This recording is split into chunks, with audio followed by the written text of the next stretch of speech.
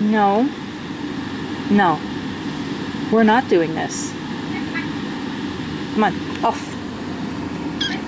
Off. Off the fabric. Okay, let's try this again.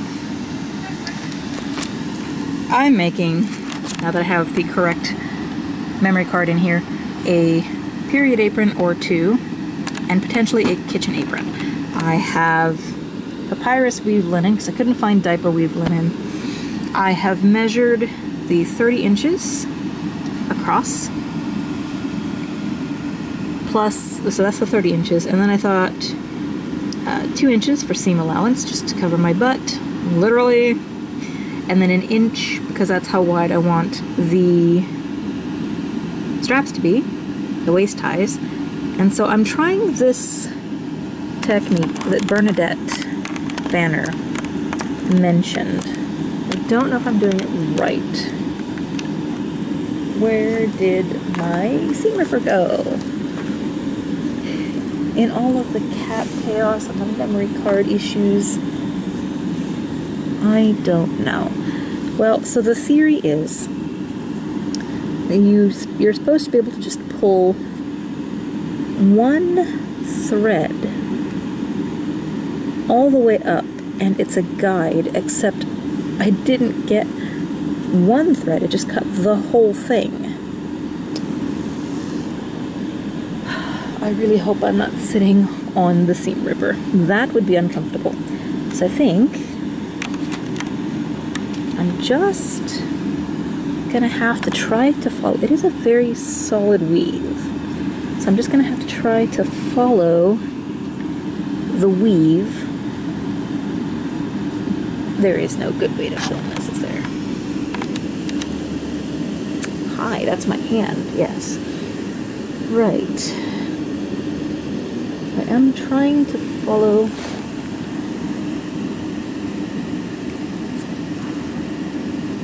I know there is some fabric you can just grab and rip, but I don't think this is it. And really, if you're gonna make an apron out of it, do you want it to be that kind of fabric? Oh, come on.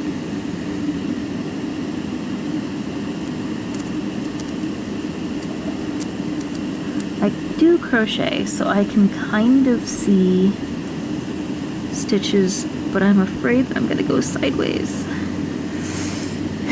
I'll let you know when I've cut this out. See, I can tell that I'm not on grain because I'm getting these little bits, and I feel like that's just gonna make my life a living hell later. But what I wanted was to have a clear edge. And I have a clear edge here, but then when I get to the rest of the fabric, I don't know where it is. Because I can see the weave, I can see the pattern, but then I go cross-eyed. No, I don't have a chalk line. I don't have a cutting table. It's just me and the floor. And I don't even think these are fabric scissors, but they might be. I don't know. We'll see. But like, why am I stressing? Because this is the top edge. Why am I fussing about my side being perfect salvage? Look at this. Look at this. I'm just gonna cut it. And of course, I dove right in forgetting that I was kind of folded in half.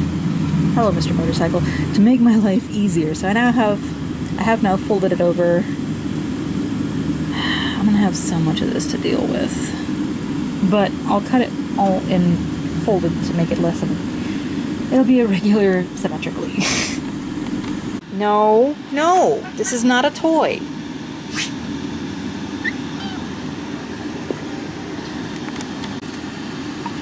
No, no, no, no.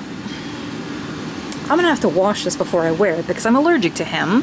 And this is going in my most private parts. Anyway, the way the fabric was folded, I got a little over 55 inches. I had originally planned for 40 inches this way. However, we're gonna fold it over for the waist ties, double rolled hem. I don't need that much extra. trying to figure, I think perhaps, let's see. Excuse. Okay, it's 55 and a half, 40, so let's see. 2 inches for the double roll, which I accounted for this way. You know, if it's a little too wide, whatever. It's apron. It's my very first hand sewing project ever. It's not going to be perfect. 40 inches, double roll, 2 inches for the double roll. Inch. I think I had allowed 5 for top and bottom, so 45. So if I cut 10 inches off, should give me something to do the period apron ties with. And I'm only going to do one at a time so that what I learned with this one I can apply to the rest of this. And I got the last little bit of this on sale because there was just a little bit left on the bolt, which is always great. Half off. And yes, I'm going to have so much cleanup to do. It's fine, it's fine. I'll cut off the 10 inches off of one side. I'm not gonna fold it and cut it because that, no. Cat tax. Oh, did you find a bug? That I will not yell at you for at all. You can play with the bugs and kill them happily. Mama's gonna cut 10 inches off one side for the apron ties and move this out of the way. Now I do have some cotton that I am debating. Do I want, well, I don't know where to put it. It's somewhere. Do I want to use the cotton to line this? Because here's my issue. I know breathable is what we want, but I have stress incontinence. That's why I'm making this. My concern is that I'm going to cough and it's just going to go right through. Even with all the folds, even though Abby's made it through a heavy flow period, how much coughing was she doing and how much was it being forced out? So I have 2 options. One, I can wear modern underwear over the period apron, which would be a little tricky going to the bathroom, but you know, if it means not using so many pads and putting so much waste out there, I'll do it. Waste, kind of a pun. So, do I want to wear modern underwear over this, or do I want to line this on the outside with the cotton that was also just, what do they call it when there's just a little bit left? Anyway, those are my options.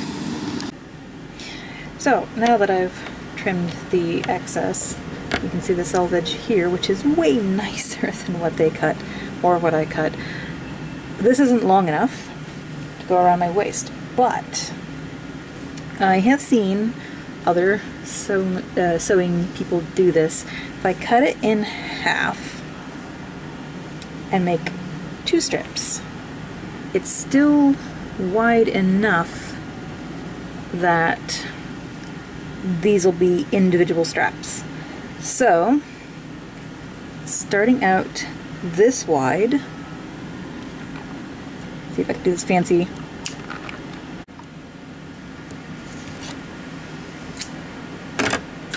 And now, there's 2. Oh, I need a wider angle on this. Oh, this is as wide as it goes. Okay. So, I didn't quite make them the same width. The ends are good. The middle bits are a little not quite even, but you know, it doesn't matter. So what I'm gonna do is tack these together.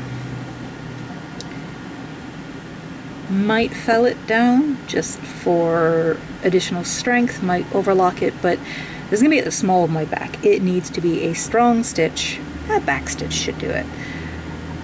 So I talk like I know what I'm doing. I really do. I know theoretically what I'm doing, okay?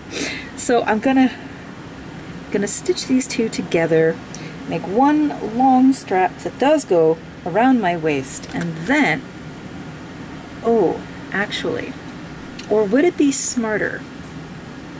But, okay, if you don't know, when you make a strap, you fold it in half, stitch here, and then it's like that, and but then you have to like pull it inside out. Could I theoretically do that with these separately and then stitch them together? I mean, it wouldn't look pretty, but it's gonna go under my clothing and no one's gonna see this apron. So I think I'm gonna take the easy route on this one. So I've seen this trick where they'll do several, oops, I went too far. They'll just wiggle it back and forth in and out of the fabric, and I do appreciate that linen has such a chunky weave. I can kind of get even stitches. And then they just pull it. Oh, I'm not wearing. Where is it? Not wearing my thimble, I'm sorry. But they just pull it through, and so you've done like 5 stitches at once. Oh, I hope I haven't totally... I mean, it's more even than what I usually get, if I'm honest, with this nice chunky weave. I know, the gals don't have as much of this extra floss sticking out as I do, but okay, I don't want to have to thread the needle more than I have to. Does it actually?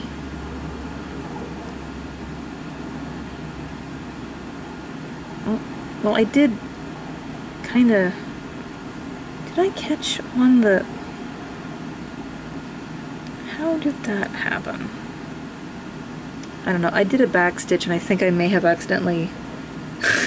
It's fine. This is going to get turned inside out and then stitched to the other piece, so it's not that big of a deal, but I don't know if you can see that, but I gotta say, that is way more efficient. That's 1, 2, 3 stitches on this side, and like 3 on that, so 3 stitches. And all I did was like rumple the fabric. That's a game changer. Thanks. This is what you get when you watch YouTube, is you get handy little tips like that. Forgot, I have a magnetic bracelet, so I don't have to get up and go get my magnetic bowl to put the needle in, which is great, because it is still bowl shaped and kind of hard to scramble to get the needle out, but with my little, yeah, my stitches are mostly straight. I mean, it's still neat, but then I just take it off, spin it around, and get back to sewing. And if you didn't know how to do the thing, it's really easy with linen because you get this good chunky weave. But I go about 3 or 4 little, like, I want to say stitches because it would be crochet stitches. I don't know about linen. Because I have it irregularly cut, it's a little... Can you see what I'm doing? I don't know. Let me see if I can... So you go just in and through, and then just you get one of these little wrinkly dealies, and then stick that on your magnetic bracelet, pull it through. I probably don't have the time allotment to show you guys this because this video is going to be way too long, but I did.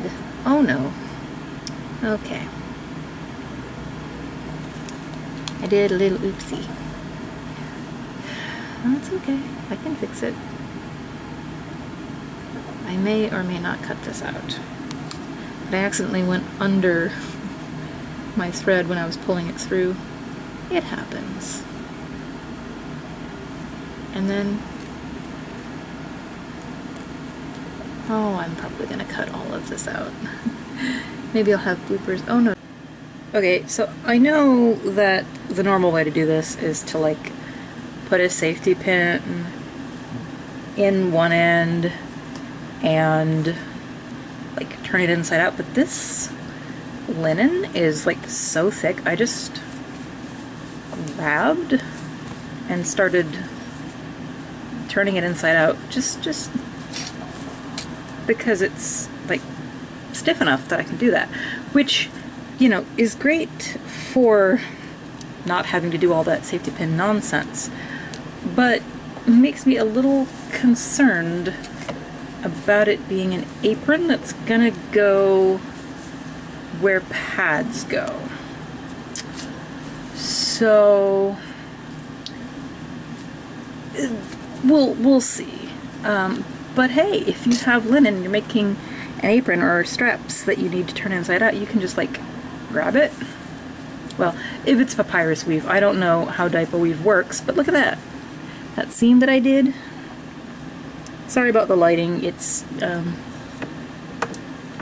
getting dark. But yeah, no, just like pinch a little and pull it out. That seems raunchy, but look, I have a strap now. Once I get all inside out. Alright, pushing through the pain. I have stitched both, pulled them inside out, and sewn them together again. Oh, I did turn in the seam because I didn't want all that fray happening there. So I stuck one inside the other, tucked the edges in, and sewed it. Don't mind the crazies, I live in downtown.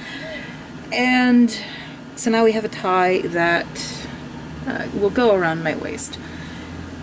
Now to push through the unexpected pain that I hope to not need to make a YouTube video about later, and hem that.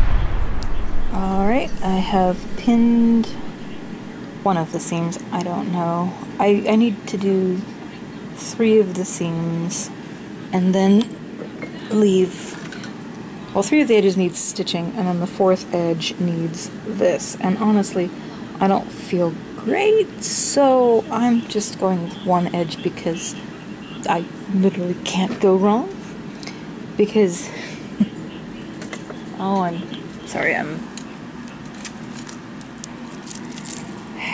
dropping things. It's fine. Casual dragon appearance. So even if the waistband would be on that side, it's fine if I do this one. It doesn't really matter what order I do it in, I don't think. So I'm just gonna get to stitching. So I got this hem done, but it is almost 11, so I have pinned the next side, and I was right, this is the bottom. So then this will be the top. But the waistband basically will get folded over and stitched. You'll see that tomorrow, maybe, if I don't have to go to the doctor. But anyway, I got it cut. The side that I have pinned is very irregular in one spot. I'm not going to show you. And I'll see you tomorrow, maybe. Okay, so I have since hemmed one side. You know how my cutting wasn't super great? It really wasn't super great. I really probably should have pulled out the yardstick and cut along that, but I was trying to do this quickly to avoid cat. So it's not the prettiest stitches you've ever seen, because apparently even with this really nice straight line, I just, yeah.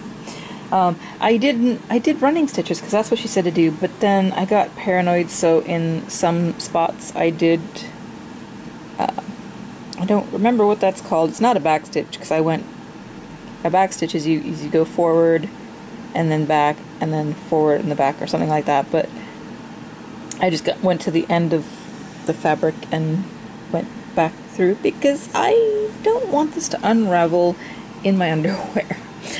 I have now pinned this side, which is the side they cut on their cutting table, and it's a lot straighter and nicer. So now I'm going to sew this while I watch my playlist of historic sewing ladies and fix the pin that came undone somehow. It's fun. The playlist I called Shenanigals because they like doing fun sewing shenanigans. I'm going to fix that and get to some more stitching. Then I've got this stitched down, or I've got that hemmed, I've got this hemmed, I've got this hemmed. Now for the part that I have been dreading. I've never done anything like this. Really all I've done is attempt to mend and make a pillow in middle school. So now I get to doing this with one hand, sorry. I don't know which way it's gonna go, I'm not looking at the seams. Oh, that's that, okay. So, pardon my fumbling. So now I get to fold this over all the way across and stitch in my ties. I'm debating whether to tie the ties in place because I really get annoyed when one side is longer than the other. This would be a very short end. So, do I want to tie? I don't know. We'll see. That's where I'm at now.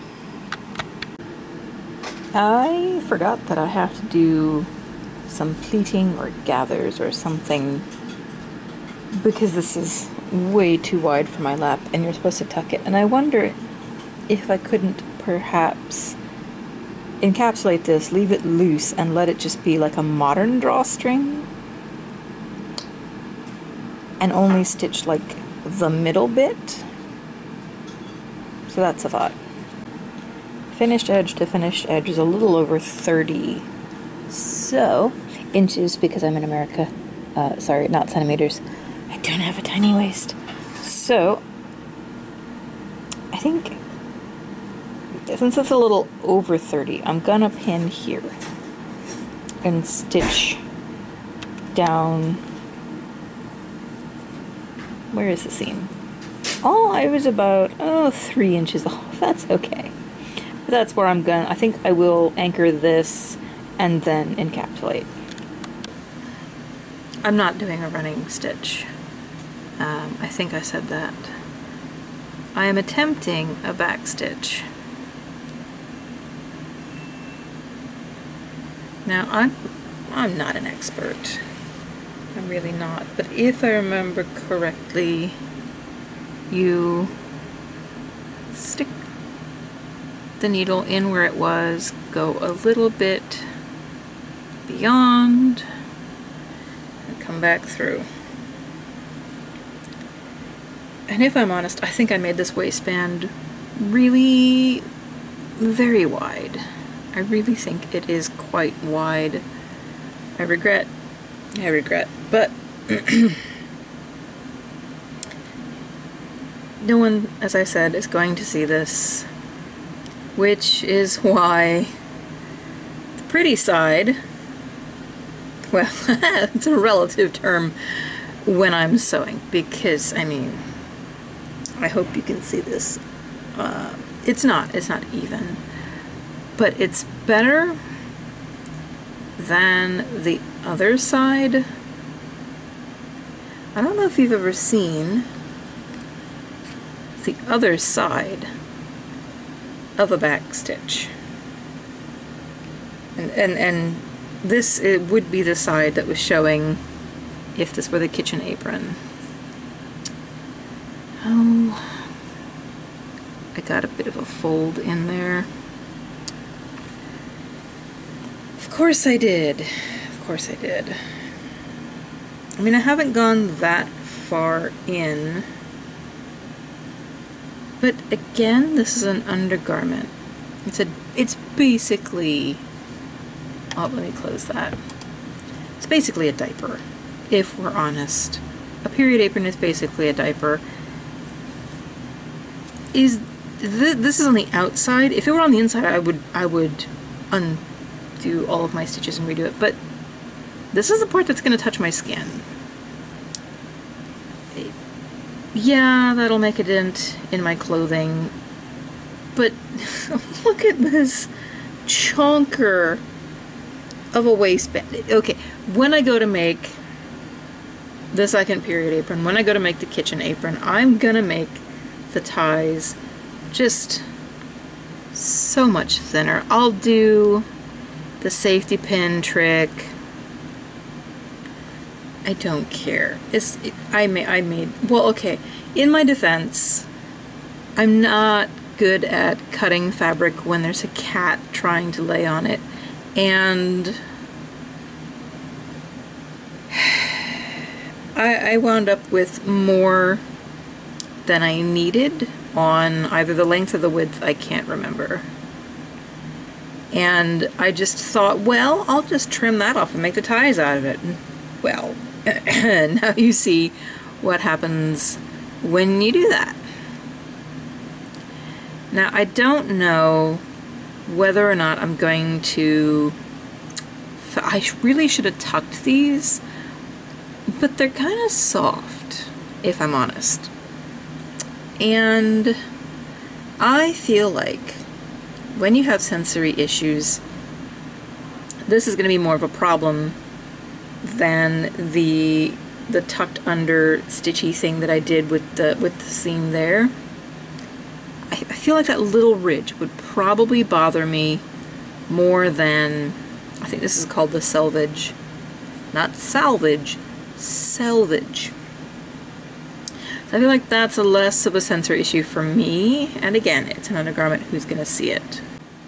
Right, so it's finished. Since this is the first draft, I'm doing two different straps. So this one I cinched in more, we'll see if I like that for the second apron. This one I just stitched straight across. So, the testing of this will be a separate video. But essentially, I don't know if I can do this safely, so I'm going to do this backwards, but you would tie it in the front and then pull all of this up and through the waistband. Am I getting everything? Probably not, but that's okay.